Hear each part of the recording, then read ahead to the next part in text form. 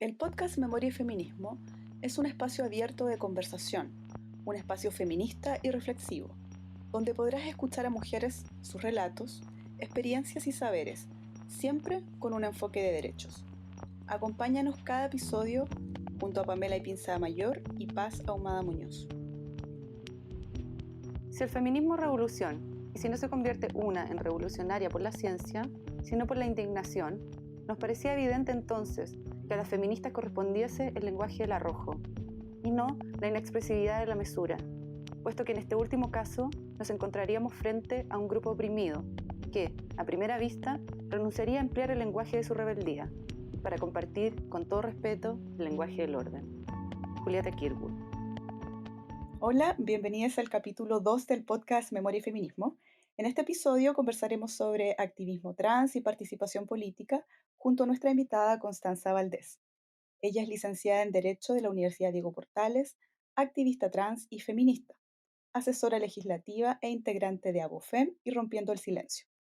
Bienvenida, Connie. Te queremos agradecer por aceptar nuestra invitación a conversar en el podcast del Museo de la Memoria y los Derechos Humanos. ¿Cómo estás? Bien, ¿y tú? Agradecerle a ustedes dos por la invitación. Hola Connie, aquí te habla Pamela. Lo mismo, reforzar el agradecimiento por parte de nosotras de que estés conversando en esta instancia. Y me gustaría comenzar a preguntarte sobre la ley de identidad de género. Respecto, ¿cuál es la evaluación que tú haces del funcionamiento de esta ley y cómo crees que ha afectado la pandemia y el confinamiento a su aplicación?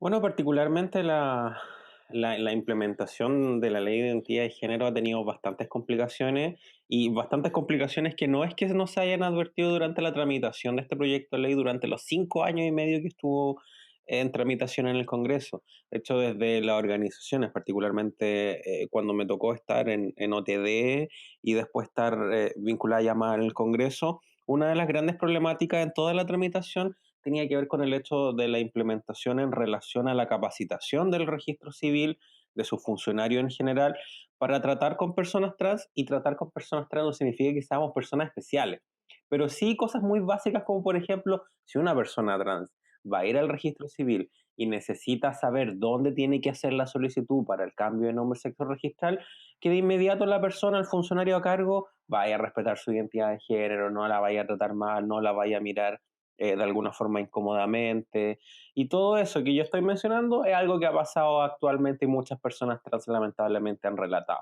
Lo mismo con el tema de la actualización de datos. Cuando tú haces un cambio de nombre sexo registral bajo la ley antigua, costaba un mundo hacer todas las actualizaciones, tanto en el registro civil, a través de la clave única, después en el Ministerio de Educación, el Servicio de Puesto Interno, todas las instituciones públicas y privadas que nos podemos imaginar, y pensaba, una de las dudas en torno a esta ley era si efectivamente iba a cumplir este rol. ¿Qué es lo que sucedió? Las primeras semanas ya habían de organizaciones sociales de distintos lugares de Chile personas que estaban relatando que efectivamente no se estaba haciendo de manera efectiva esta actualización de datos, lo que en la práctica constituye básicamente que de alguna forma vulneren tu privacidad completamente al obligarte o de alguna forma revelar el nombre antiguo que tú no tienes ninguna obligación legal y que de hecho para todos efectos legales ya no existe. Y en torno a esa misma situación podemos pensar tantas otras como el tema de los dos testigos, que también fue un poco eh, que se exigen actualmente por procedimiento administrativo por menores de 18 años, que también fue resistido por organizaciones sociales. Y después, en torno a particularmente la pandemia, porque la ley de identidad de género entró en vigencia el 27 de diciembre del 2019, de hecho, y estábamos en todo ese periodo también antes del plebiscito. Una de las grandes complicaciones también tenía que ver con el cierre del padrón electoral y la actualización y que pudieran las personas trans votar con su nombre con el que efectivamente la identifica y el cual es. Y una de las problemáticas que empezó a surgir en torno a la implementación y que se vio en marzo tuvo que ver con la pandemia. ¿Y por qué? Porque durante la pandemia y entendiendo también la lógica de que nos encontramos ante una crisis sanitaria, la oficina del registro civil empezaron a cerrar. Aproximadamente en abril, mayo y hasta finales de junio no se empezaron a aceptar solicitudes de cambio de nombre sexo registral porque la gran mayoría de bueno, toda la audiencia en ese sentido se hacen de manera presencial, con los dos testigos.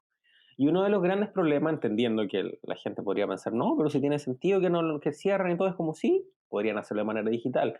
Pero ¿y por qué tanto les interesa? Por una cosa muy simple, porque durante todo este periodo, en la pandemia, ha sido súper importante tener la cédula de identidad actualizada y no solamente tenerla actualizada porque te sirve ese plastiquito para sacar los permisos en la comisaría virtual y salir y si te hacen un control de identidad o algo, sino por algo, un hecho mucho más básico que tiene que ver con el hecho de que, valga la redundancia, esa es tu identidad. Y esa tu identidad es la que te permite postular a beneficios sociales, pensemos el bono COVID-19 en su momento, el ingreso familiar de emergencia, tener registro social de hogares, tantos otros trámites que en este momento se están haciendo digitalmente. De alguna manera podrías tener muchas complejidades por tener simplemente un nombre y sexo registral que al final, que principalmente utilizan el nombre, que no te identifica.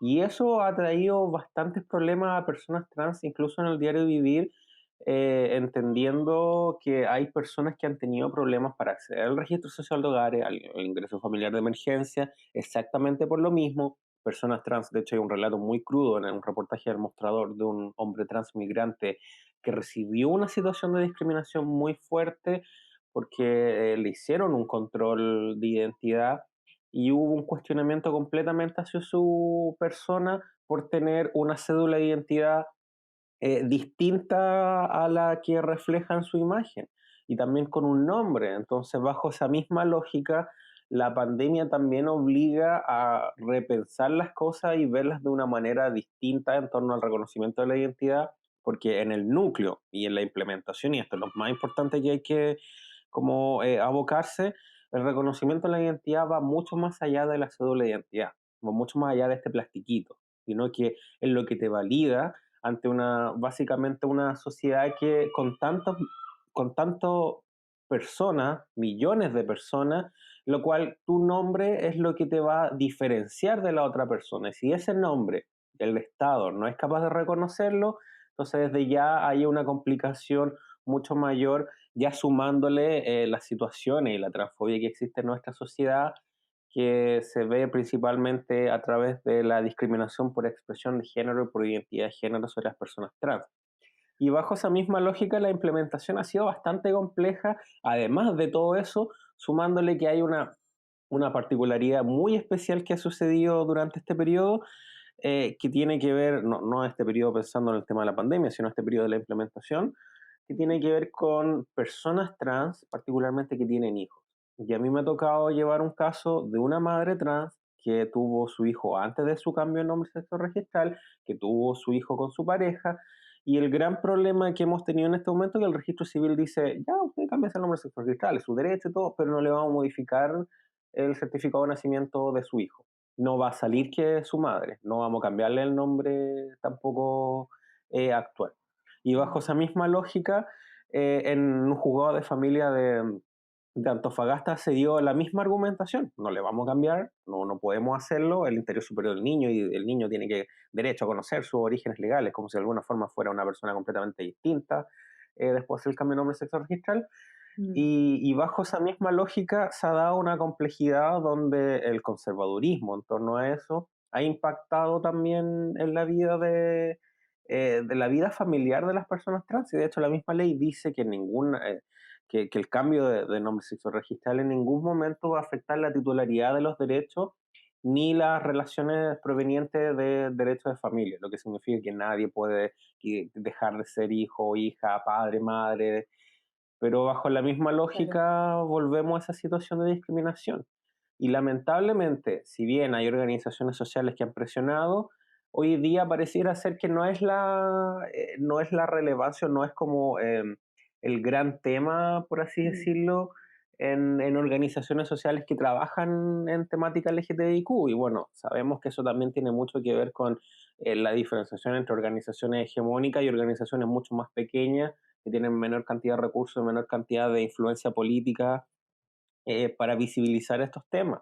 Entonces, en ese sentido, la implementación de la identidad de género, ya para concluir la idea, ha sido bastante compleja desde su inicio, pensando en las primeras semanas, cuando se implementó durante enero también, febrero, después ya lo vimos cortado con marzo. Y lo que hemos visto durante la pandemia es que en las últimas semanas de junio se retomaron las audiencias, las personas lo pueden hacer, pero de manera física. Todavía no avanzamos hacia un sistema digital en ese sentido, pensando que si bien la gente es importante que tenga que hacer el cambio de nombre registral, ¿por qué no podrían hacerlo de alguna manera a través de una audiencia de Zoom? Hasta el Poder Judicial se ha actualizado en eso. Mm. Entonces, ha sido una implementación bastante compleja. Yo pedí solicitudes de acceso a la información pública al registro civil y aproximadamente a la actualidad, tengo el documento acá, se han ingresado 2.317 solicitudes, eso desde el 16 de diciembre, cuando se pudieron empezar a pedir, a pesar que entró en vigencia el 27 de diciembre, hasta el 18 de mayo, no, perdón, junio del 2020, 2.317. Y en el ámbito de las rectificaciones judiciales, que son ya sea adolescentes o personas casadas, 49. Entonces, un universo bastante grande de personas y también pensando que Pero, muchas de perdón, ¿estas solicitudes que se ingresaron son solo solicitudes o ya está hecho el cambio de nombre o de sexo no registral? solamente son solicitudes. Yo pedí el número total de solicitudes y paralelamente, que todavía no me lo habían enviado, tiene que ver con cuántas se han hecho. Porque una Perfecto. de las solicitudes básicas, bueno, en la práctica todas te las tienen que acoger, pero aproximadamente de una información que tenía anteriormente eran como 1.700 que se habían hecho, entonces la gran mayoría efectivamente la acogían y el resto no es que no se hayan acogido, simplemente que se demoran en terminarse. Ha sido lento el proceso. Connie, en ese mismo sentido y pensando que esta ley se configura como un piso mínimo para las personas trans, ¿cuáles crees tú que son los siguientes desafíos en la agenda trans en Chile? Pensando también como en la seguridad social, en el acceso al trabajo de las personas trans. La discusión legislativa, por supuesto que es importante, pero también la discusión como país, la discusión más social, más política y, por supuesto, cultural también. Es que bajo esa misma lógica, uno de los temas que tuvimos en discusión desde las organizaciones sociales también y que planteé mucho durante la tramitación, es que la ley de identidad de género, como tú bien dices, es un piso mínimo. Pero la ley de identidad de género no necesariamente tenía que ser este piso mínimo tan básico.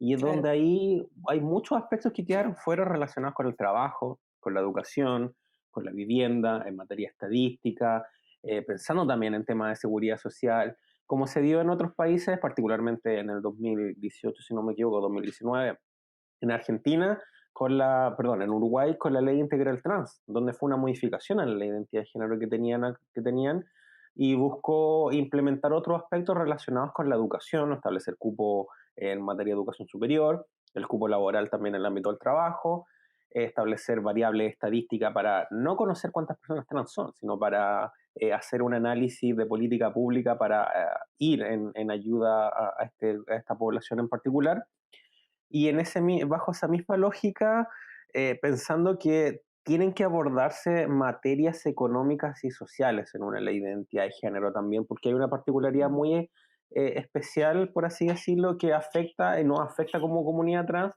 que por la discriminación, por la transfobia, la exclusión, en la práctica vamos a tener mayores dificultades en el acceso a la educación, en el acceso al trabajo, en el acceso a la vivienda. De hecho, si lo vemos en el ámbito también el tema de la salud, si lo vemos en el ámbito de la seguridad social, por ejemplo, hoy día que se haya promulgado, bueno, que esté por promulgarse la reforma constitucional que permite el retiro del 10%, en la práctica, Ujú. ¿cuántas personas trans van a tener realmente dinero en sus fondos para poder retirar? Lo más probable es que la gran mayoría no va a tener. ¿Y por qué? Porque la informalidad, la precarización en la comunidad trans es pan de cada día, porque no todas las personas pueden tener un contrato de trabajo donde le paguen sus cotizaciones y tengan después dinero en la AFP.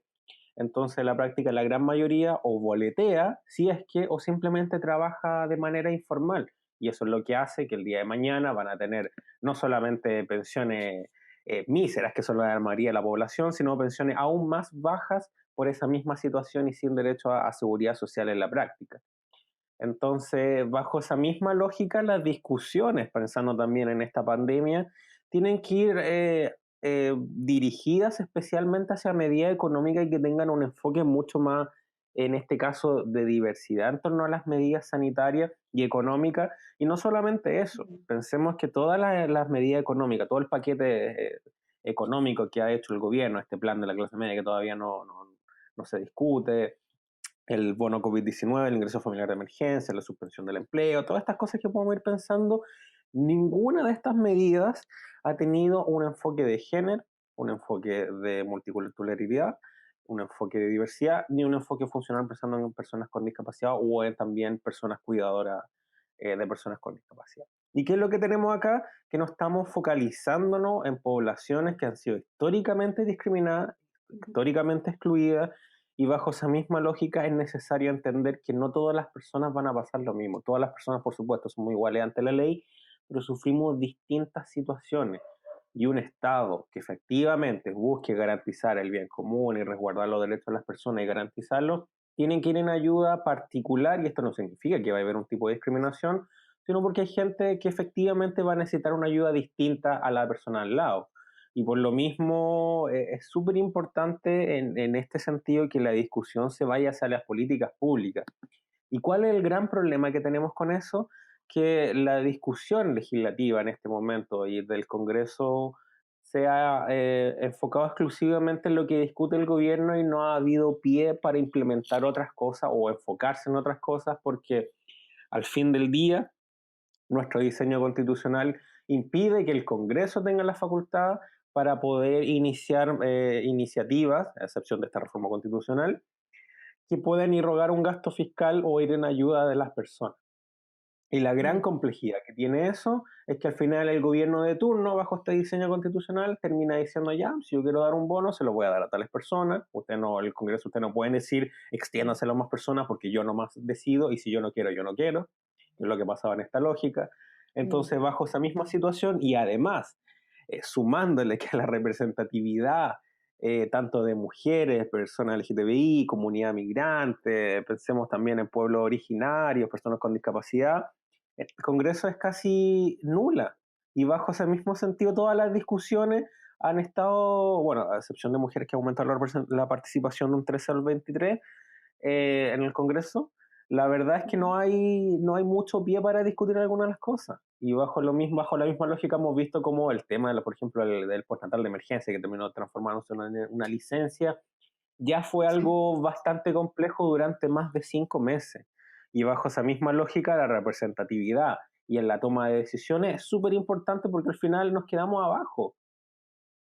Sí, estando de acuerdo con lo que tú dices, obviamente tenemos un régimen presidencialista que tiene un foco que se aleja de alguna manera de todas estas identidades que tú has nombrado, pero sabiendo que quizás el Estado o el gobierno de turno no nos va a representar, sobre todo ahora que estamos en un momento de crisis, ¿cómo ves tú la idea de que los mismos movimientos sociales sea quienes pongan estos temas en la agenda o en la palestra, no sé, como contemporánea? Porque estamos, no sé, estamos viendo el caso de Antonia, que está visibilizando la violencia de género, pero es una dimensión de la violencia de género. Entonces, ¿cómo ves tú desde la ciudadanía o la sociedad civil empujar todos estos temas?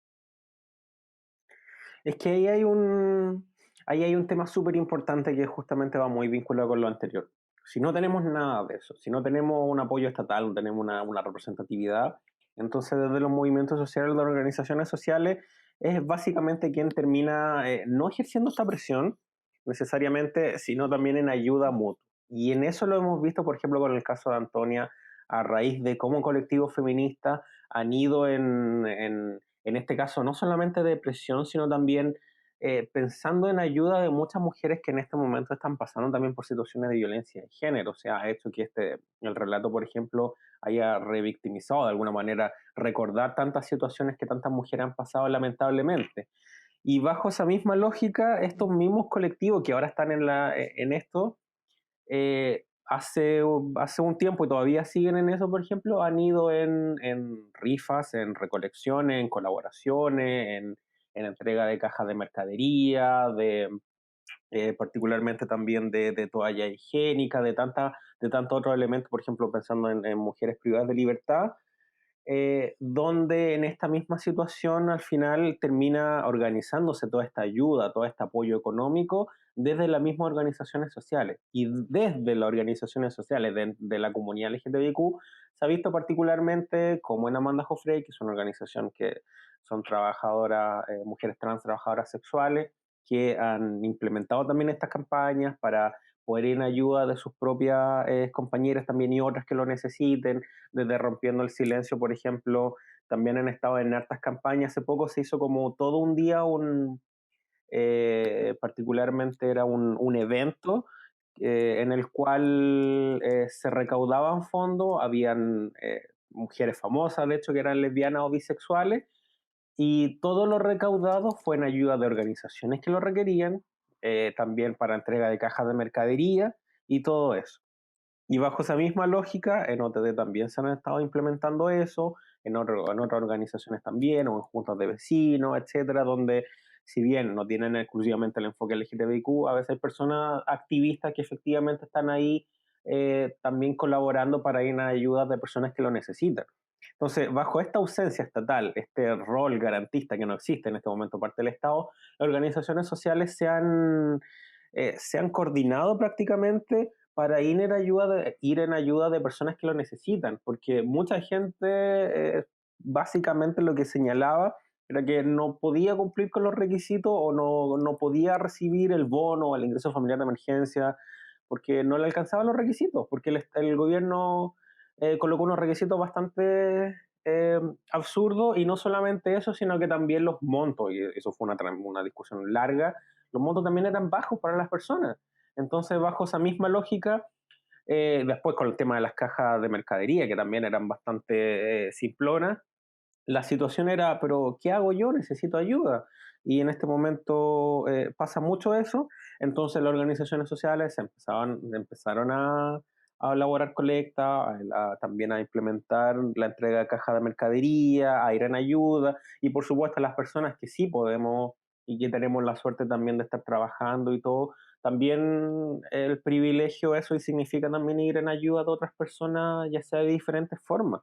Entonces, bajo Claro. eso mismo, lo colectivo, lo solidario, yo creo que ha tomado bastante sentido desde el estallido social, particularmente en ir en ayuda y bajo este eslogan que es muy bonito, que es el pueblo ayuda al pueblo. En general, bajo esa misma lógica, todas las personas nos encontramos ayudándonos entre todas las personas.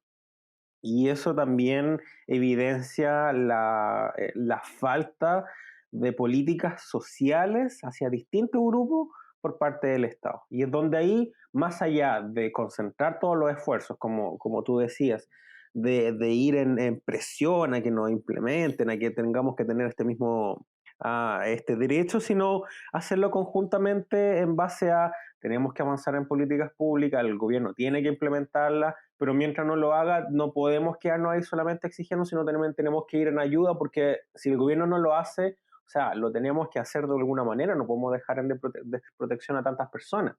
Y bajo esa misma lógica, esta, eh, este colectivismo que se ha dado, básicamente se ha de alguna manera demostrado cómo la desigualdad de este modelo se ha profundizado aún más durante este contexto de pandemia y eso hace que se evidencien también aún más las particularidades de cierto grupo de población. Lo hemos visto en cuántas publicaciones de redes sociales, de personas con discapacidad, personas cuidadoras, personas LGTBI, personas migrantes, mujeres que tienen que hacer teletrabajo y además cumplir con labores del hogar, en muchas cosas por esta visión tan patriarcal del hogar que no tienen lo suficiente para vivir y están pasando malos momentos y donde el gobierno no está ofreciendo soluciones. Y bajo esa Claro. misma situación, si bien obviamente le corresponde al Estado, los movimientos sociales, las organizaciones están cumpliendo con ese rol en parte. Connie, haciendo el link igual con los movimientos sociales, con todo lo que tú nos contabas, también preguntarte por tu activismo en particular, por tu activismo trans y por la participación política de las mujeres, ¿cómo la ves tú, no? Porque por lo que sabemos, tú también eres, además de activista trans, militas en un partido político. Entonces, Es un partido Comunes, me parece, ¿no?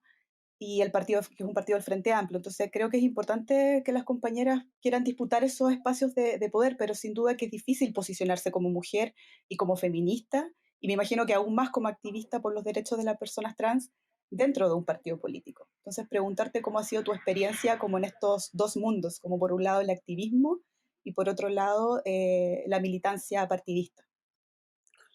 Es que en ese mismo sentido yo creo que es bastante compleja la situación, porque yo creo que es súper importante al momento de que tú entras a disputar un espacio político, partidista, que independientemente cuál sea, todos los partidos políticos, más algunos más y otros Claro, menos, están en un proceso de cuestionamiento. ¿Y por qué? Porque durante los últimos 30, 40 años, bueno, en la dictadura no había partido, pero durante el último siglo particularmente hemos visto cómo los partidos políticos siempre están compuestos por las mismas personas de siempre, la élite política y económica. Y como también dentro de esta misma lógica salieron nuevos partidos y todo, y más allá de que efectivamente yo comparto muchas de las críticas que se termina haciendo a veces más de lo mismo, la verdad es que bajo esa misma lógica nos encontramos, y yo me encuentro también en su momento, me encontré en su momento ante una disyuntiva que era cómo disputar los espacios políticos de poder, pero también mantener mi corazón, que era en la calle generalmente y con las organizaciones sociales, porque es donde ahí yo realmente me siento representado, yo siento que se pueden hacer los cambios. Y donde ahí es como esa disyuntiva que durante todo este periodo me ha asaltado, particularmente porque efectivamente los partidos políticos en su estructura legal y en su estructura, por así decirlo, cultural, efectivamente terminan reproduciendo siempre, sí o sí, sin excepción alguna, a pesar de que me vayan a escuchar en serio, pero ¿cómo si el mío no? En todos los partidos pasan. Yo milito en un partido y no soy hueona. En todos los partidos políticos suceden situaciones de discriminación, violencia así y de es. alguna manera de acoso y todas las cosas. ¿Y por qué? No es porque la gente necesariamente vaya muchas veces a querer hacerlo, pero es porque tenemos interiorizado, y particularmente en la política, un concepto muy masculinizado de la política, muy violento, de los discursos como muy violentos, de que si yo le pego al otro, que si yo voy primero y le gano, yo soy mejor, más la competitividad, incluso entre mujeres, más allá de que en algunos casos efectivamente el sistema te tira a competir, perdón, por el caso de de las elecciones, pero al final terminamos reproduciendo la misma política masculinizada que criticamos y que al final queremos transformar como mujeres feministas.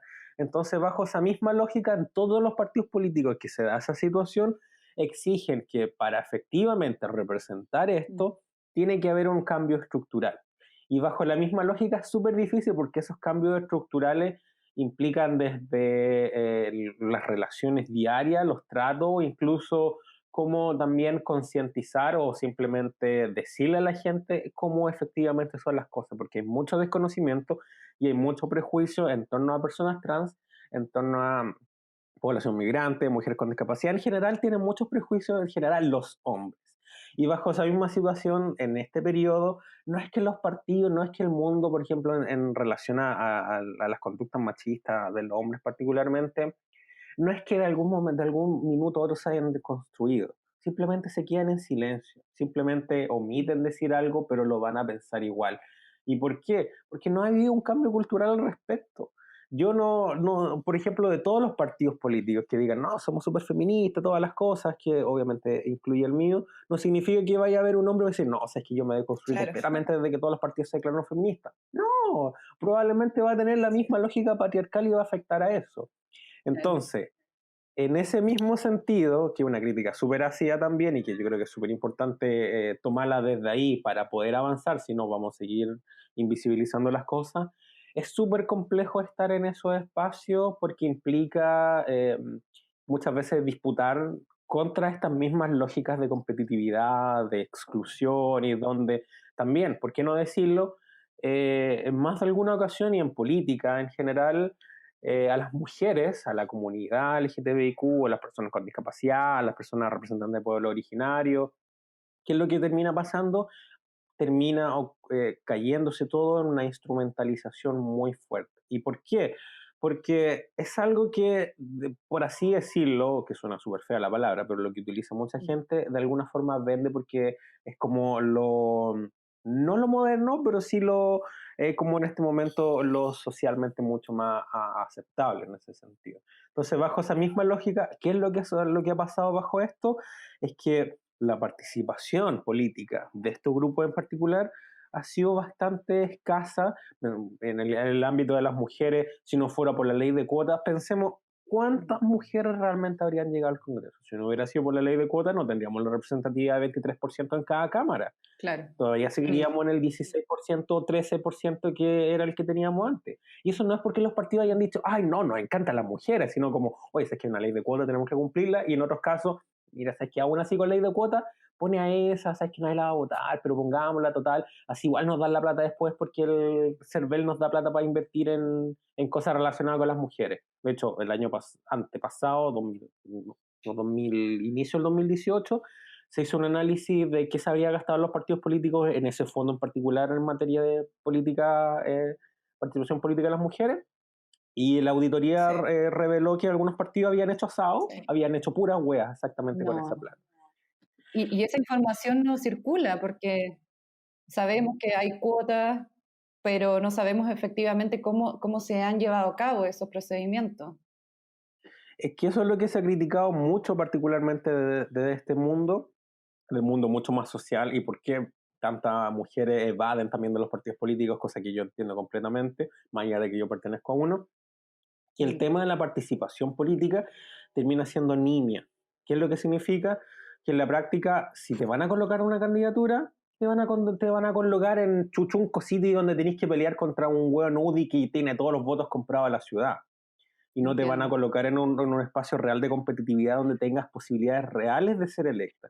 Entonces, Pero, muy... y ¿Cómo? específicamente con esto, preguntarte, o sea, ¿tú no crees que si se sostiene en el tiempo, o sea, a pesar de que sea una implementación nimia, como tú la expresas, si se sostiene este tiempo, durante el tiempo, el sistema de cuotas eventualmente o en un futuro va a poder existir una participación política de mujeres real que sí tenga una incidencia en las políticas públicas? Como que me imagino que quizás un ejercicio de tiempo, ¿no? Como de comillas, educación. Es que sí, yo creo que efectivamente es un ejercicio muy progresivo, y yo creo que la cuota ha avanzado en eso, y de hecho, ¿por qué no, en vez de hablar de cuota, hablemos de paridad? Yo creo que la paridad Sí, de paridad de género, sí, debiera sí. ser exactamente la nueva implementación, o luego si teníamos que tener la convención constitucional no mixta que va a ser paritaria, Mm, implementarla en las elecciones parlamentarias que se vienen después, implementarlo también en las elecciones municipales. De hecho, hay una ley que está durmiendo en el Senado donde se buscaba implementar también la paridad en eso. Bueno, quedó como 60-40, lamentablemente, pero en su momento se buscó implementar la paridad en ese ámbito. Y bajo la misma lógica, más allá de que la implementación, y yo lo que me refiero por parte de los partidos políticos ha sido más nimia, mm, tiene que ver con el hecho de que tenemos que avanzar hacia, si queremos realmente una participación, los partidos políticos también tienen que jugársela de verdad. Porque sabemos que en este partido todavía no tenemos un sistema que efectivamente garantice a las personas independientes en igualdad de oportunidades participar en los procesos políticos. Porque al final, si claro, tú no tienes plata, no participas. así es. Entonces, bajo esa misma lógica, más allá de abanderarse por poner los tweets en redes sociales, subir las gráficas, las fotitos, poner hasta un hueón que no saben por qué está ahí el hombre, eh, efectivamente, sí, yo creo que si vieran una gráfica en particular la próxima semana, ya van a saber a quién me refiero. Bueno, Bajo esa misma lógica es súper importante hacer cambios reales, y los cambios reales significan, si tenemos buenas candidatas, mujeres fuertes, darles todas las posibilidades para que efectivamente ellas vayan a liderar los procesos electorales, para que se las jueguen, y si van a ser buenas candidatas también que no tengan las prácticas competitivas, machistas y por ejemplo, que pudieran ser xenofóbicos de cualquier naturaleza, pensando en cuál es el modelo también de, si lo pensamos desde la izquierda, porque desde la derecha Sí. sabemos que sí, van a elegir las mismas de siempre, cuál efectivamente es el modelo que queremos representar. Y bajo esa misma lógica, apuntar hacia una real representatividad de mujeres, de personas LGTBIQ en general, de personas con discapacidad, de personas representantes de pueblo originario, avanzar hacia una inclusión mucho mayor y real participación política, que no termine siendo una instrumentalización ni tampoco una candidatura simbólica, de las personas. Claro. Y solamente a través de eso realmente vamos a poder avanzar progresivamente, de manera más rápida, en una paridad que en verdad debería garantizarse por ley mejor, pero una mayor representación de grupos históricamente discriminados y excluidos en las esferas políticas. Y en las esferas políticas lo podemos pensar desde las concejalías, las consejerías regionales, Claro. desde las municipalidades hasta el Congreso. Todas las Pues sabemos dimensiones. que al final el gobierno central termina siendo un presidente o una presidenta a dedo, y su gabinete tiene que ver con cuoteo político más que nada, en vez de criterio de género y otros criterios. Bueno, ahora te voy a girar un poquito. Vamos a salir de este ámbito de la política que también, no sé, pensar la idea de democracia también está un poco ahí maltrecha a esta altura, y de accesibilidad universal a toda esa dimensión política. Pero me gustaría ir un poco a los movimientos sociales y específicamente tu posición respecto a este grupo de feminismo radical o llamado TERF, transfóbico, que de alguna manera rechaza la idea de que mujeres trans sean consideradas mujeres. ¿Cuál es tu opinión respecto a toda esa polémica que se ha implementado en los últimos 2 años? Ay, ay, ay. ¿Qué más? A mí me tocó Ok. hace muy poco tiempo. La última vez que hablé exactamente de esto, terminaron fonando a la Natalia Valdebenito y a mí por redes sociales, por un grupo que se llama Fresa Chile.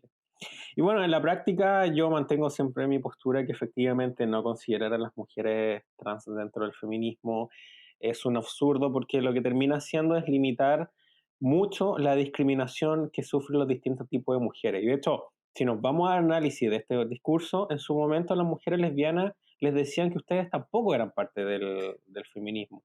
Y bajo esa misma lógica, en vez de ir reduciendo aún más el concepto de mujer que forma parte del feminismo, que sufre discriminación, violencia, opresión, la verdad es que tenemos que apuntar hacia los distintos tipos de discriminación y de violencia que sufren los distintos tipos de mujeres. Porque lo que hace mucho este grupo en particular es reducirlo en gran parte a la opresión por el hecho de haber nacido mujeres y no haber sido mujeres. Para ella Claro. es tener vulva Sexo. propiamente tal. Y bajo Sexo. esa misma lógica, efectivamente que terminamos con un discurso mucho más limitado en el análisis de las distintas situaciones de discriminación y violencia que sufren distintos tipos de mujeres.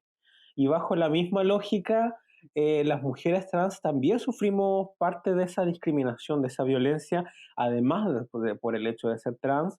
En este caso, por el hecho de ser una mujer trans, porque en este caso lo femenino, o también el hecho de ser una mujer, efectivamente va a terminar construyendo este relato de violencia, de discriminación y de opresión que, si bien efectivamente en el caso de mujeres con vulva la discriminación y violencia va a ser en muchos casos a través de eso, no significa que en el caso de las mujeres trans no vaya a ser por el hecho de ser mujer.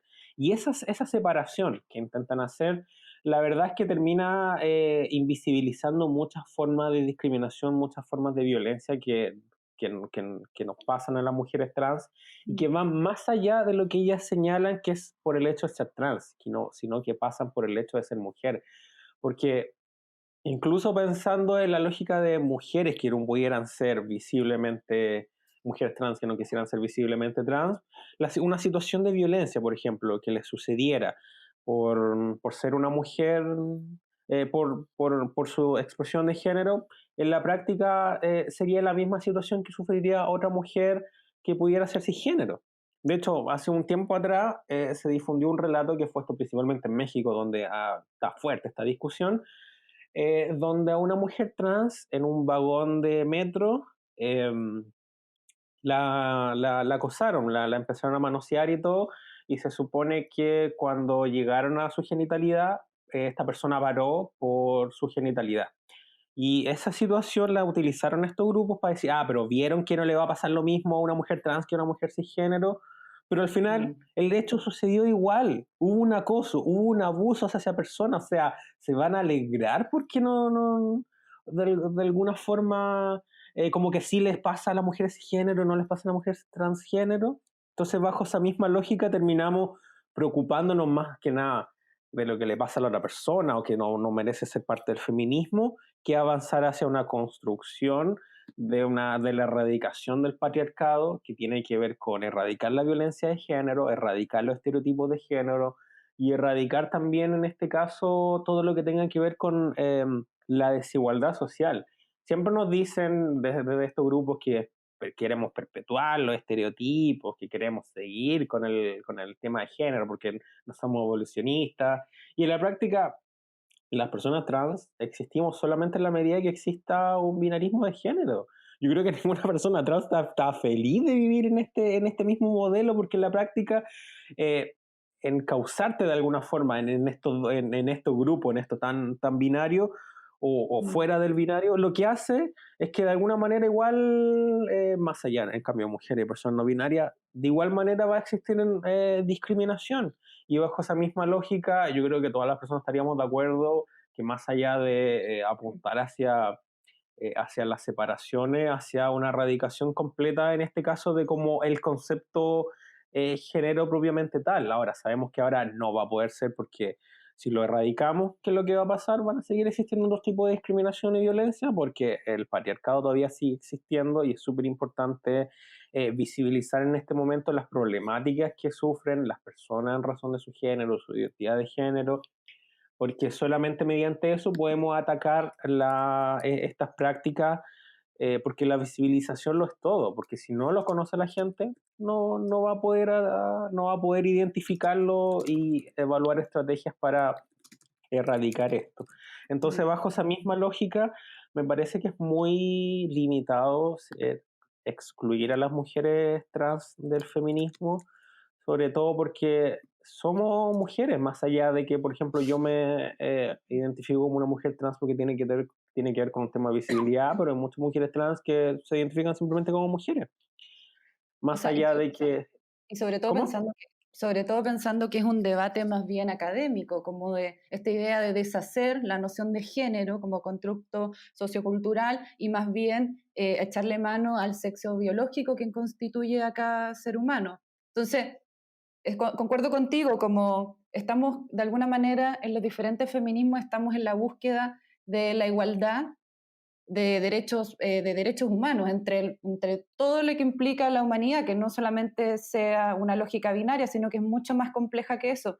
Entonces, bajo esa idea de una búsqueda, de una lucha social, siento que deberíamos ir no debatiendo quizás constructos académicos o intelectuales, sino más bien pensando en los seres humanos y esas vidas que encarnan también, y esa Sí, violencia que se ejerce sobre ellos. Es que yo creo que sí, ahí... también. Ay, disculpa. Dime, nomás termina. No, no, que también haciendo, bueno, comentando lo que decía Pame, que creo que también es importante pensar que para estar incluida como en el sujeto del feminismo, claro, hay que ser mujer, pero ser mujer no solo es un hecho biológico o cultural, sino que también, o identificarte, es identificarte con ser mujer. Y eso no es un capricho, y eso es como lo que también es parte de la discusión, ¿no? Como que han querido parecer ver que fuera solamente como algo que se adquiere y no con algo como que se nace y que permanece con la persona hasta que se muere, ¿no? Entonces, hay una transfobia, hay una transmisoginia también en el hecho de negarle a otro la condición de mujer, a las personas que se sienten desde su razón y desde su sentir, digamos, también más interno. Y lo que decía Pame también, como en el hecho también de los derechos humanos, no solamente separarlo como en este binarismo, ¿no? Es que ese es el tema. Yo creo que ustedes dos hicieron hincapié en puntos súper importantes, que el primero tiene que ver con el academicismo. Generalmente todos estos discursos los encontramos en libros, generalmente. Estas no son discusiones que se están dando en los movimientos sociales, en el activismo o incluso en la política, porque son discusiones mucho más académicas y que su consecuencia tiene efectivamente negar la identidad a otras personas. Y de hecho ese mismo discurso termina siendo muy coincidente con los mismos argumentos que utilizan estos grupos conservadores, evangélicos, extrema derecha, para negarle la identidad y los derechos de las personas trans.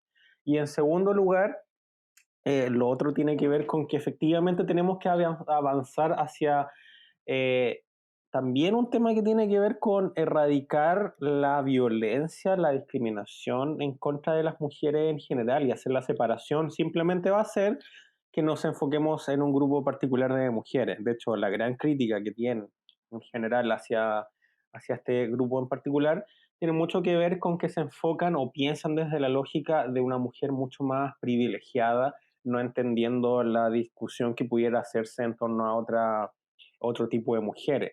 De hecho, en su momento también, hace un tiempo atrás, cuando Angela Davis habló sobre mujeres trans y por supuesto la defendió, este grupo la empezó a atacar y de alguna forma las mismas personas que la respaldaban también, de alguna forma terminan reproduciendo un nivel de violencia los discursos tan fuertes en contra de las propias mujeres por el solo hecho de no concordar y enfocándose en eso. ¿Qué es lo que pasa? Seguimos sin avanzar en torno a derechos de las mujeres. En torno a estos últimos años hemos avanzado súper poquito, no ha avanzado súper pocas leyes, todavía no hay esta reforma estructural que se espera, todo el proceso de denuncia y todo que tiene que ver con este proyecto de ley de violencia integral contra las mujeres está estancado hace harto rato y eso efectivamente es súper necesario. Pero si algunos grupos, particularmente este, quiere quedarse en esta misma discusión, lo único que va a hacer es decirle a la mujer trans, no somos parte del feminismo, que te acosan, que te violentan.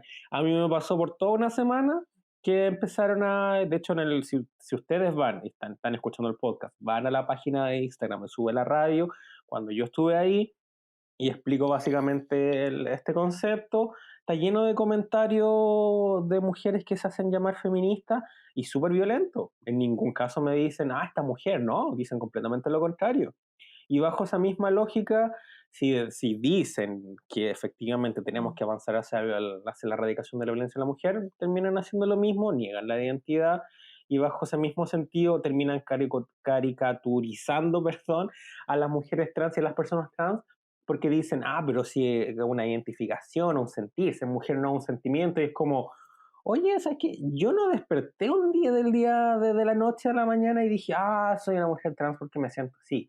Fue un proceso que de alguna forma, efectivamente, dentro de lo que tú sientes, dentro de tu vivencia, te marcas dentro de ese punto porque en esa misma lógica, en la realidad que tenemos un binario bastante marcado, más allá de personas que no se identifican con el binario, bajo esa misma lógica, si tú te identificas con cierto grupo porque es lo que sientes y sientes que eso es lo que te identifica, no es que va a decir, no, es que yo me quiero identificar con eso. Y esa lógica bastante caricaturesca que utilizan termina reproduciendo estos discursos de odio que son los mismos que utilizan los grupos conservadores que en su momento decían, pero ahora el día de mañana yo me voy a creer perro, me voy a sentir perro, y es como, oye, no estamos hablando de lo mismo, y de hecho incluso bajo esa misma lógica, si queremos hacer historia y nos preocupa el concepto, ¿cuántas culturas antiguamente han tenido a personas trans dentro de su vida? Y no le dicen personas trans. ¿Y por qué? Porque tienen otra categorización porque consideran que son personas de distintos grupos sociales, pero no le niegan su identidad de género. De hecho, consideran que son hombres o mujeres trans, pero con una corporalidad distinta. Y bajo esa misma lógica, el concepto trans propiamente empezó a nacer mucho más desde la psicología, de la psiquiatría, de alguna forma completamente occidental dentro de este mismo binarismo de género, pero culturas que no tenían este binarismo de género y que incluían a las personas trans y no hacían estas separaciones, a pesar de que tenían roles a veces y la división sexual marcada del trabajo, eh, va a demostrar que el concepto de género en general ha ido evolucionando a través de mucho tiempo.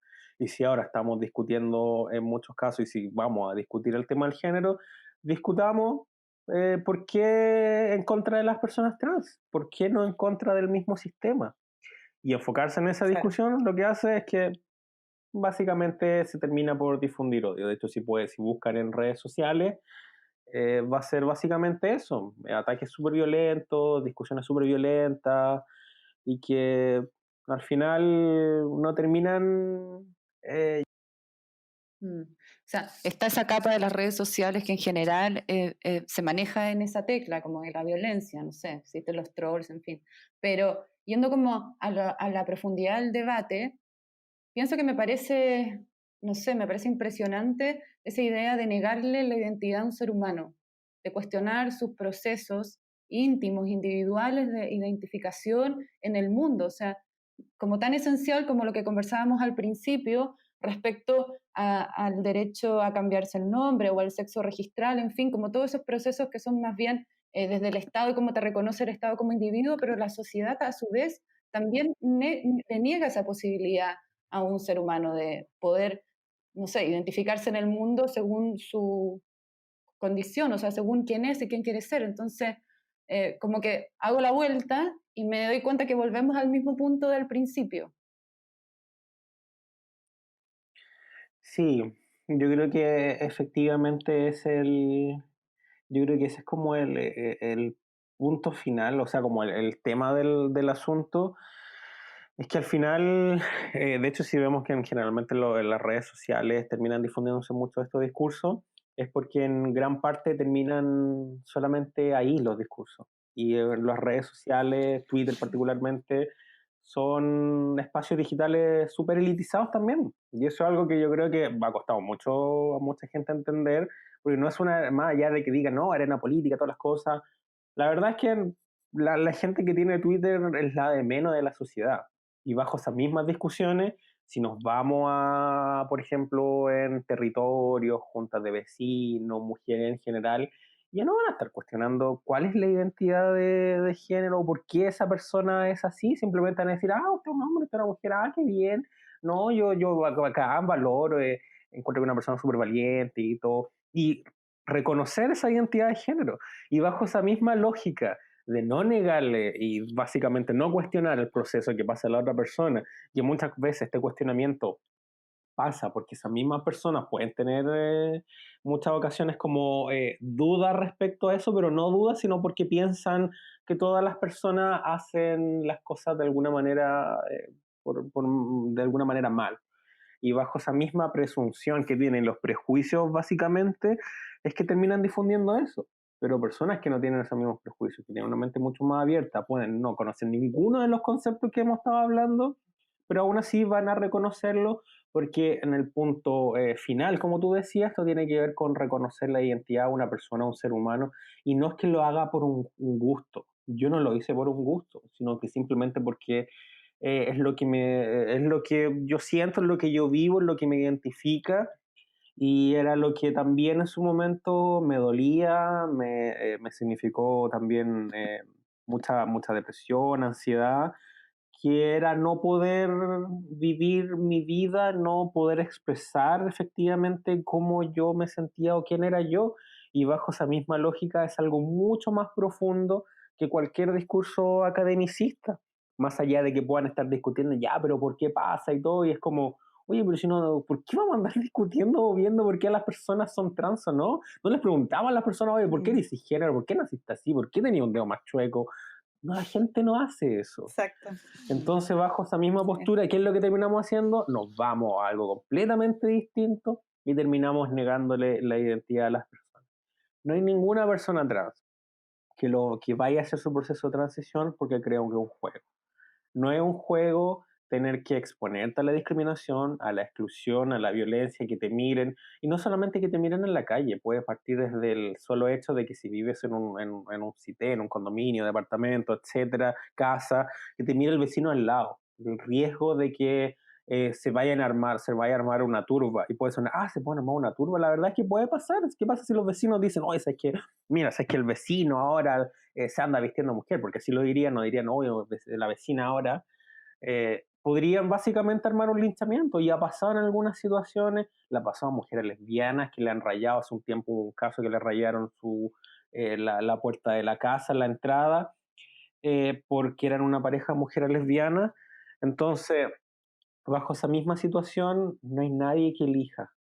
Acá no estamos hablando de una Mm, elección, porque dicen, pero si eligen, como no es una elección, porque si lo pudieran hacer en la práctica, no lo harían. De hecho, ese es como el gran argumento que ellas, según ellas tienen, este grupo, que es como, oye, pero ¿quién querría ser parte del grupo oprimido? Y es como, oye, pero si nadie lo elige, tú eres así.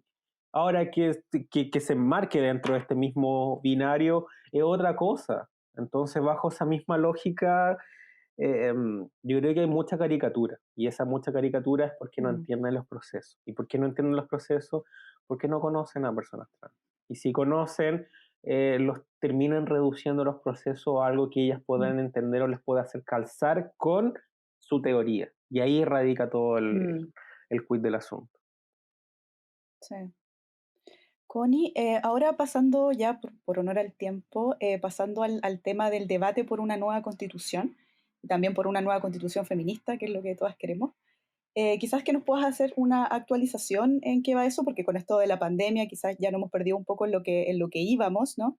Cómo asegurar que esta convención constituyente de alguna manera sea un mecanismo participativo para todos, representativo, paritario, cómo se pueden establecer cuotas o escaños reservados para pueblos originarios, para mujeres, para población LGBTIQ más. Entonces, ¿cuáles crees tú que, si nos puedes hacer como una actualización y también cuáles crees tú que deberían ser como las exigencias mínimas de las personas que se presenten a candidatos también a la Convención Constituyente, ¿no? Como estamos ahora viendo, quizás podría ser, no sé, que no sean agresores de mujeres, que no tengan condenas. ¿Cómo ves Sí. tú ese proceso que se nos viene además ahora en octubre? Que no den la pensión familiar también. Todas esas cosas, sí, Es que puede ser, me ¿no? encanta que ahora salió el debate con el 10%, pero bueno, eso es otro tema. Todo se mezcla. Oye, sí, aprovechando eso, quiero aprovechar 20 segunditos para mencionar eso. Si tienen una judicialización de una pensión y necesitan que el papito corazón, como no le ha pagado, y si pide el 10%, le retengan ese 10%. Si tienen una liquidación de sueldo, pidan como apremio que le retenga el 10%. Si no han hecho la liquidación de la pensión, solicite la liquidación en poderjudicial.cl, tengo su clave única, dice liquidación, le va a aparecer la causa, se solicita, se ingresa un formulario y desde ahí pueden pedir el embargo del 10% en el caso de que el papito corazón lo solicite. Así que háganlo desde ya porque es súper importante aprovechando Oye, eso. qué buen dato, Ahora, súper. No, sí, que aviso de utilidad Sí, pública, muy bien. totalmente. ahora ya pasando al fondo del asunto, a ver, estamos en un momento complejo. ¿Por qué? Porque hoy día, bueno, durante estos días ha estado mucho en discusión respecto al plebiscito y el CERVEL se está echando para atrás diciendo que está compleja la realización. Y desde la oposición obviamente y varios grupos es que efectivamente se tiene que hacer. ¿Y cuál es el problema de eso? Que no encontramos hasta una disyuntiva. Pensemos que efectivamente se tiene que hacer de todas las formas y siempre están las lógicas de votar en varios días, pero votar físicamente, que nadie implemente el voto digital, porque el voto digital la verdad es que no garantiza nunca el anonimato, ni la privacidad, ni la inviolabilidad del voto, que es lo que se denomina. Ujú. Ahora, pensando en esa lógica, ¿en qué estamos? Si se hace el plebiscito, todavía, bueno, en el plebiscito 25 de octubre, aprueba convención constitucional que va a ser, que va a ser mixta, o sea, paritaria, perdón, y en el caso de convención mixta no va a ser paritaria, solamente la paridad va a regir para las personas electas, los ciudadanos electos, pero no para los parlamentarios. De hecho, la gran duda que tienen es que si se aplica la convención, si se llega a ganar la convención mixta, que en la práctica no van a quedar mujeres en el Congreso porque las van a mandar a toda la convención mixta. Así que mucho ojo si es que están pensando en eso, a pesar de que la mayoría de la gente va a votar a la prueba convención constitucional bajo esa misma lógica. Probablemente rechazo convención mixta solamente para garantizar algo ahí. Pero en base a lo mismo, ya tenemos la paridad, que garantiza 50-50. Ya se aprobó que personas independientes con el 0,04 del número de votos, con la firma de la cantidad de votación de las últimas votaciones parlamentarias en un distrito, puedan presentarse, tienen que presentar una lista única, un programa único y todo eso. La verdad es que es súper complejo. A mí no me gustó mucho cómo quedó, pero bueno, porque la participación de independientes en el proceso constituyente va a ser súper compleja. Y yo creo que cuando llegue el momento de la lista se van a dar cuenta así como, uy, nos Oh, cagaron. Y es como, sí, la verdad que sí. Porque estuvo ahí súper politizado partidísticamente, lamentablemente, la discusión.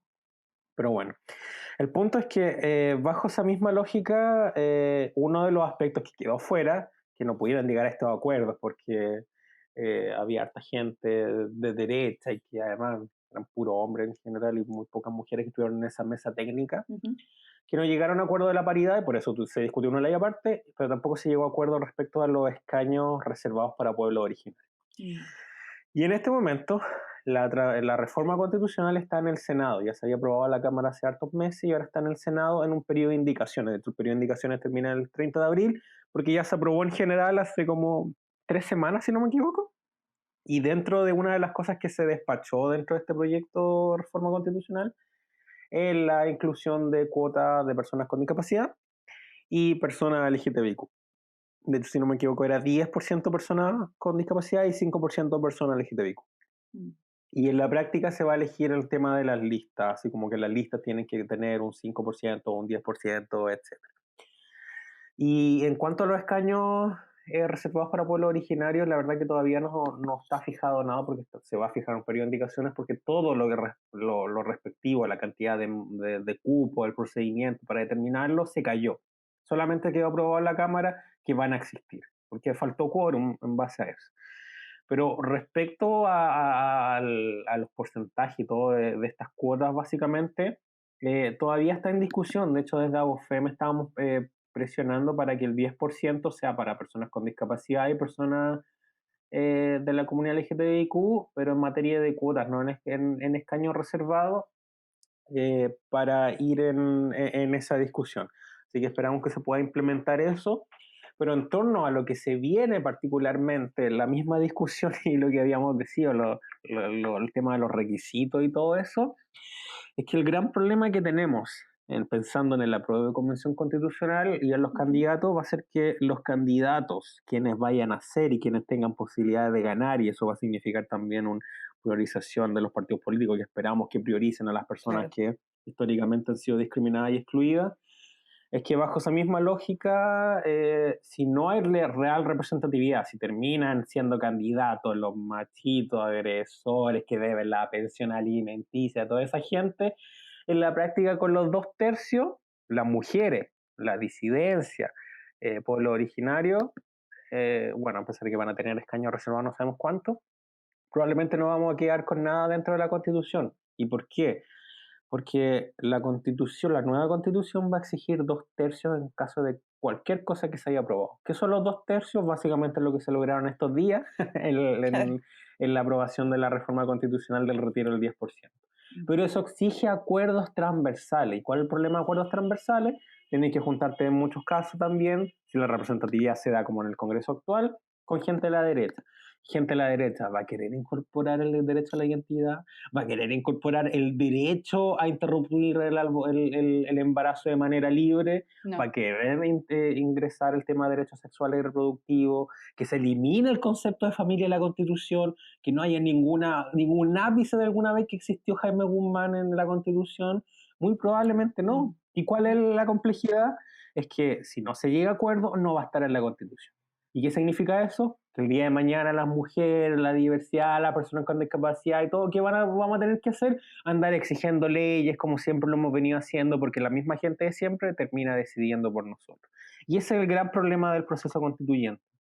El gran problema de las elecciones que se vienen en abril 2021 es que en base a los 2/3, el gran riesgo que corremos las personas históricamente discriminadas y excluidas, que no vamos a incorporar nuestros elementos porque no vamos a tener la cantidad de personas suficientes que nos representen, o aún así pensando que vamos a lograr una gran bancada de la diversidad feminista, etcétera, que al final tengamos que negociar con personas de la derecha o estas personas de la concertación, Nueva Mayoría, con la Soledad Alvear, con toda esta gente que la están despertando hoy día del sarcófago, para discutir estas cosas, tener que decir, ¿sabe qué, mijito? Yo no creo que eso vaya en la Constitución, así que no lo vamos a aprobar, así que tiene un voto menos. Y toda esa gente que nos va a dar el voto menos, va a significar que todas esas cosas se van a cortar de la Constitución y vamos a terminar con una Constitución pequeñita, minimalista, que va a ser igual que ahora, que va a decir la palabra mujer quizás 5 veces con suerte, porque ahora sale una vez.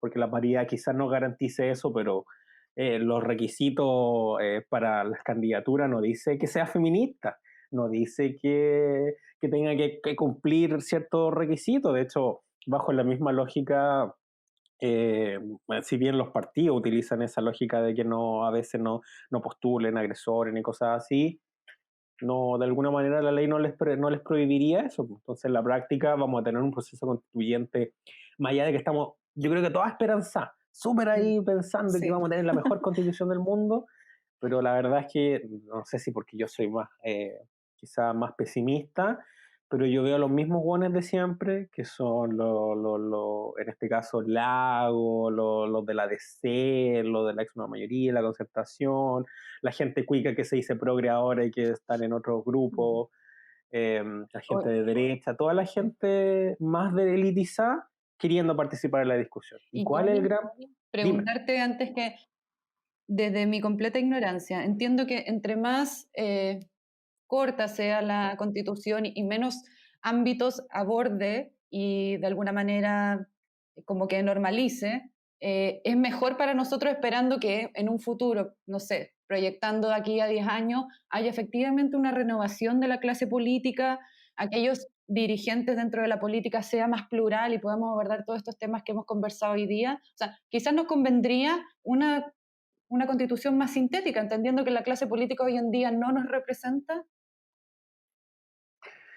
Es que bajo esa misma lógica, efectivamente, pensando en eso mismo, si sucede eso, efectivamente yo creo que sería mejor una constitución que no les diera ninguna posibilidad de poder exactamente a los que van a tener siempre la en este caso, aunque eso fue como muy técnica de Jaime Guzmán en su momento, para que ninguna mayoría pudiera utilizarlo, pero bajo la misma lógica, yo creo que es súper importante que más allá de que efectivamente si no nos representan y que sea sintética, evitar las trampas constitucionales que nos dejaron en la dictadura, que eso significa que tengamos que lograr grandes acuerdos para aprobar ciertas leyes, que no se garanticen ciertos derechos, y yo creo que desde ahí, yo creo que es súper importante dos cosas. Lo primero, si ganamos la representatividad, pelear toda la representatividad dentro de la misma convención, pero si no ganamos la representatividad o aún ganándola, tenemos que ver el proceso constituyente como no solamente una nueva constitución, sino como una ley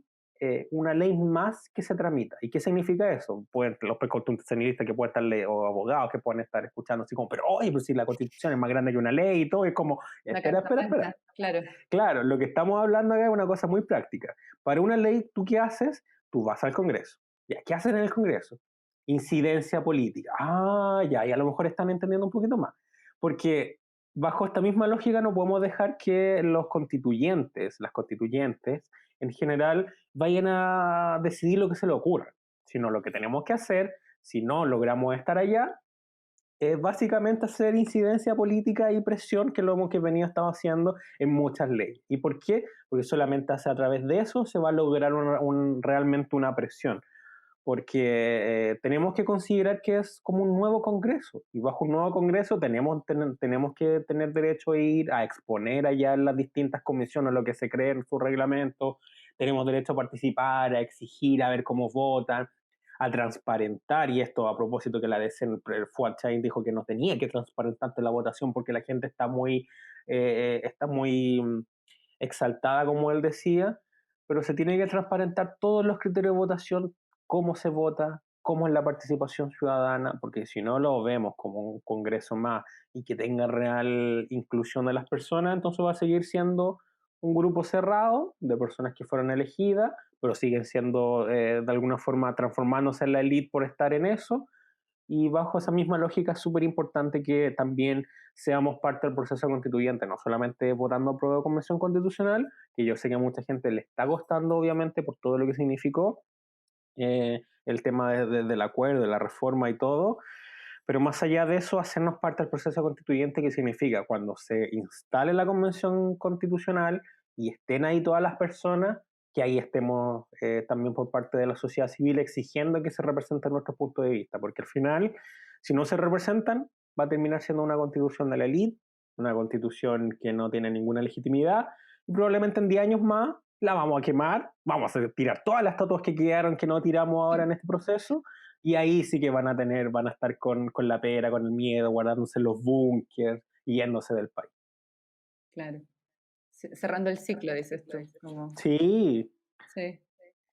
Bueno, ya creo que estamos al fin de esta conversación, o cerrando al menos. No sé si Paz quieres agregar algo más. Sí. No, pensaba también que quería mucho agradecer la conversación con Constanza porque la verdad es que abrió muchas luces y nos dio mucha información importante para todo lo que se viene en diferentes procesos. Quiero agradecerte de todo corazón, Constanza, que también nos hayas abierto como un espacio más íntimo de tu sentir, de todo tu activismo trans. Entonces, de verdad, agradecer sinceramente la conversación de hoy. Estuvo muy interesante y muy informativa para todos también quienes nos escuchan en el podcast. Totalmente, muy de acuerdo con las palabras de Paz. Me sumo al agradecimiento. También decir que tu elocuencia, no sé, fue una conversación muy ligera, tratamos temas profundos, pero de una manera que fue fluyendo sola. Así que nada, muy agradecida también. Gracias a ustedes, fue súper, de hecho en ningún momento sentí tanto como el rato que estuvimos, lo encontré súper entretenido, le agradezco a ustedes también por las intervenciones que eran eh, muy interesantes también, sobre todo complementando las distintas cosas que íbamos conversando y por lo mismo también aprovechar de sincerar, yo soy súper sincera y directa y por lo mismo súper ácida también, yo creo que muchas de las personas que van a escuchar, o sea, que están escuchando en este momento y escucharon así como, oye, dijo que todos los partidos son así, como sí, yo no tengo miedo en decirlo, porque yo creo que es súper importante ser directa y sincera en un proceso, en un momento donde la gente lo requiere y lo exige. Yo creo que en este momento tenemos que sacarnos todas las caretas, tenemos que ser exactamente quienes somos, transparentar las cosas, porque nos estamos jugando la construcción de un nuevo país, la verdad. Yo creo que nos sonamos súper idealistas, pero estamos en eso. Y Así si es. seguimos con las mismas Sí. viejas prácticas y siendo las mismas personas de siempre, aunque seamos más jóvenes, la verdad es que lo que va a producirse en 20 años más va a ser lo mismo. Yo Mm. creo que eso es súper importante y construir un nuevo modelo de Estado no significa un modelo garantista, Estado social, sino que también implica que las personas seamos más solidarias, más colectivas y dejando de pensar en lo ego y esta figura tan mesiánica de los políticos que termina siendo un hombre, como si no fuera a salvar a alguien. Yo creo que durante este tiempo lo hemos visto mucho y Mm. bueno, yo creo que quienes tenemos que tomar el liderazgo, protagonismo, somos las mujeres y no dejar que nos pasen por encima nunca más. Bueno, sí, concuerdo con tus palabras. Nuestro territorio, América Latina, está viviendo una transformación muy profunda. Hay un cambio de paradigma que se está sintiendo, lo estamos percibiendo, y esta idea de pensar en colectivo, de pensarnos como sociedad, siento que se está articulando de una manera muy fuerte. Entonces, por eso estas conversaciones que estamos realizando desde la línea programática de Memoria y Feminismo, para también abrir el diálogo, darle un espacio a voces de mujeres en todas sus diferentes formas que existen. Agradecerte una vez más, Connie, y invitar a todas las personas que nos están escuchando a seguir conectadas con el podcast Memoria y Feminismo. Primero quisimos encontrar un lugar en la historiografía existente. Pensábamos que quizás incorporadas al mundo relatado en masculino, seríamos visibles. Existiríamos. Luego nos dimos cuenta que no podíamos integrarnos a este relato porque, aunque la presencia de las mujeres es insoslayable en todos los acontecimientos de la vida, ya estábamos práctica y simbólicamente confinadas al mundo privado. La pregunta entonces es, ¿queremos incorporarnos a esa historiografía androcéntrica o queremos reconocer y narrar nuestra propia historia? Porque ese lugar vacío de nuestros quehaceres en el relato histórico tiene consecuencias en las vidas personales y en las posibilidades de enfrentar el mundo colectivamente. Que la historia de las mujeres no se reconozca, en el fondo quiere decir que lo que hemos hecho no importa.